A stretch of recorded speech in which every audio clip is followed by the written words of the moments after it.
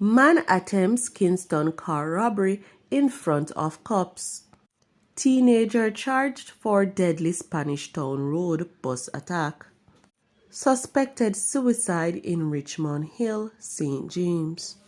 Please remember to subscribe, like, share, comment, and don't forget to hit that notification bell so you can always be updated with the latest news. Now for the news in details.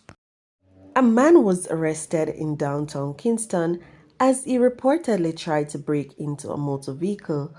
The robbery attempt came with a bizarre twist. However, as the vehicle that the man allegedly tried to steal was owned by a policeman. To make matters worse, the motor car was parked close to where a group of police officers were hiding in an unmarked motor car. Police sources stated that the man attempted to commit the illegal act in plain sight of the officers. He was later apprehended.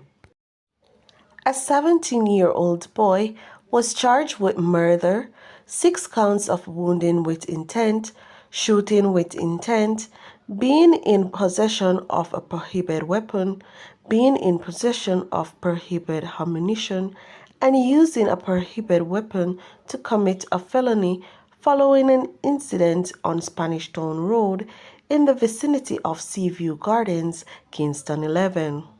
Police stated that the attack took place on April 21st.